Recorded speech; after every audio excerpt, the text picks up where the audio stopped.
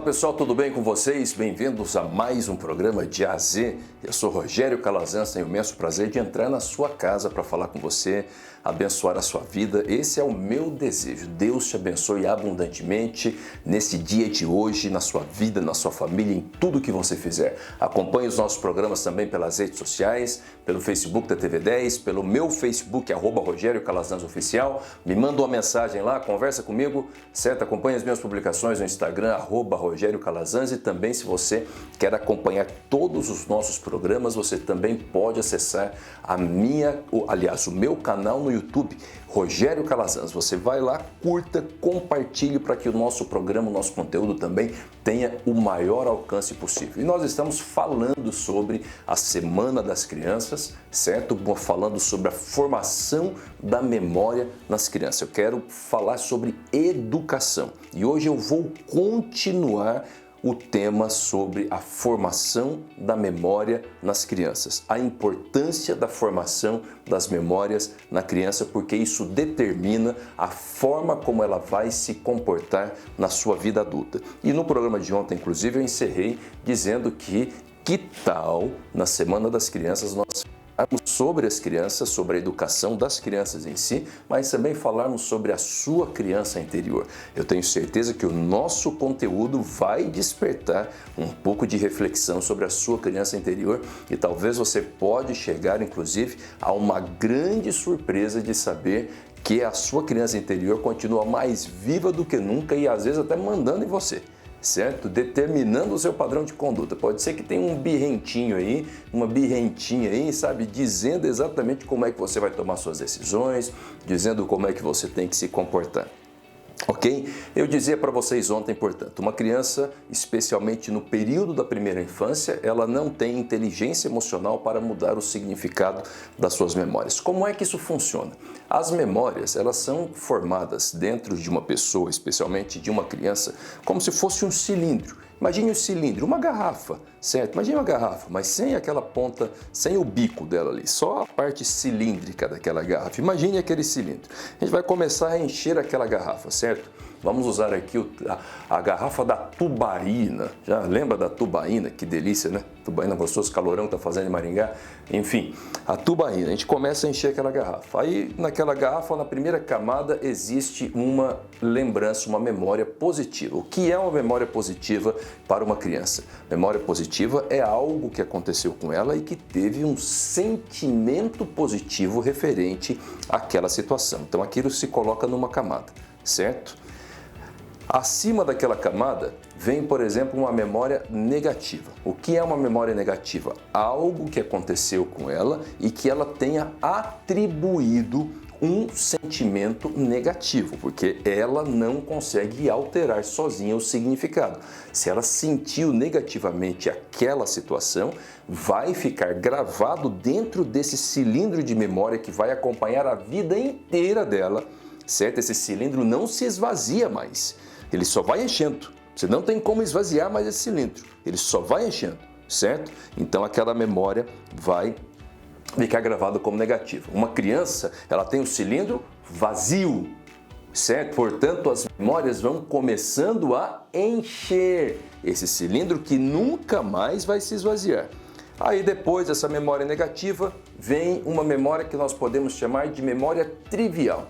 O que é memória trivial? São coisas que acontecem no dia a dia, que se tornam normais. Uma criança, por exemplo, que ela é bem tratada pelos pais, que ela recebe presente, quando o pai chega para uma menina, né? As feministas vão ficar bravas comigo agora. Quando o pai chega com a menina com a boneca, e eu não estou nem aí para as feministas, entendeu? Que ficarem bravas comigo, nem aí para vocês.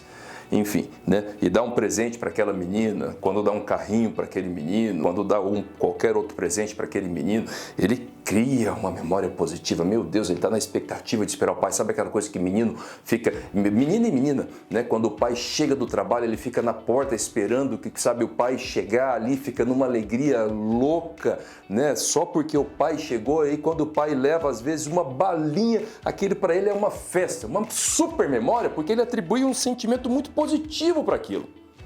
Entendendo? Um sentimento muito positivo. Se o pai faz isso só de vez em quando, essa memória vai entrar naquele cilindro como uma memória positiva. Se o pai faz sempre, ela entra como uma memória trivial, porque ela se torna comum, faz parte do cotidiano dela. Ou seja, é uma memória trivial. Ela é uma memória que ela acaba recebendo menos importância do que uma memória forte, mas ela ocupa muito espaço. Certo? Então, boa parte do cilindro ali, ela vai ficando como memórias triviais. Agora eu vou começar a problematizar essa questão. Eu sei que é bastante teórica, mas presta atenção, vou começar a problematizar com vocês. O grande problema é que nesse cilindro, então, nós temos a memória positiva, a memória negativa, aí a gente tem uma expansão de memória trivial, e aí, de repente, sabe o que acontece? Existem os lapsos de memória. Existe uma parte do cilindro que é como se ficasse vazio. Fica com um vácuo, certo? Ele não está exatamente vazio, ele tem ocupado pela ausência, né? É estranho dizer isso, mas ele é ocupado pela ausência, pelo lapso de memória. E o lapso de memória, ele é formado nas crianças quando as crianças ficam grandes períodos de tempo sozinhas ou fazendo atividades repetitivas sem convívio, sem ambiente, um ambiente de família, um ambiente de escola, um ambiente, sei lá, entendeu? Qualquer tipo de ambiente onde ela tenha atividades que não sejam meramente repetitivas e sozinhas. Então, por exemplo, hoje, nessa era super, mega, pós-moderna, líquida, né? Como diz o filósofo que eu esqueci o nome agora, na modernidade líquida, certo? Que nós estamos, ou seja, essa modernidade superficial. As crianças ficam lá com o smartphone, com o telefone celular ou com o videogame, ela passa o dia todo jogando ou pesquisando, né? Mas vendo vídeo, fazendo alguma coisa ali, brincando o dia todo. Esse período, todos os períodos em que as crianças ficam sozinhas e mesmo fazendo alguma coisa, tá? Mas assim, com atividades repetitivas, sem interação com família, sem interação com adultos, sem interação com qualquer outro ambiente, ele vai entrar nesse cilindro como lapso de memória. Ou seja, é um período que a criança vai sumir, não vai servir para nada, vai ocupar o espaço. Só que o que tem acontecido é que boa parte desse cilindro tem sido preenchido com lapso de memória. Preste atenção, um detalhe importante sobre isso. Esse cilindro ele funciona como uma espécie de amortecedor. Imagine uma mola, certo? O amortecedor não é uma mola. Quando um carro está andando, o pneu, por exemplo, passa dentro de um buraco, aí o amortecedor é uma mola que amortece para aquela pancada não ficar seca, né? Quando o carro está com problema no amortecedor e ele passa em um buraco, tem aquela pancada seca. Pá! Parece que vai destruir o carro inteiro. Então aquela mola ela vai amortece. Cada buraco, cada obstáculo que tem na estrada, aquela mola ela serve para amortecer. Esse cilindro ele é uma espécie de amortecedor. Na vida das pessoas, depois, sempre que ela tiver com qualquer situação um pouco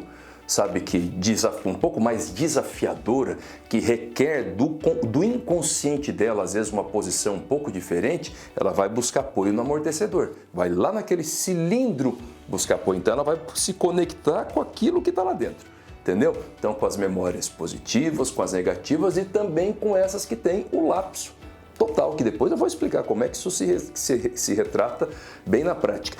Então é que aquele cilindro fica vazio numa parte também. Quanto mais tempo a criança passa sozinha, quanto mais tempo a criança passa em atividades repetitivas, sem interação, sem ambiente de pertencimento, certo? E esse ambiente de pertencimento poderia ser inclusive uma creche, certo? Ela cria lapso de memória. Uma criança, por exemplo, que passa o dia em uma creche, né, num centro municipal de educação infantil, num CEMEI, enfim, qualquer coisa do tipo, ela não tem esse problema de lapso de memória, porque ela está num ambiente de pertencimento. A gente vai discutir a questão de ambiente em alguns programas mais adiante, mas o fato é que ela tem alguma atividade, alguma interação.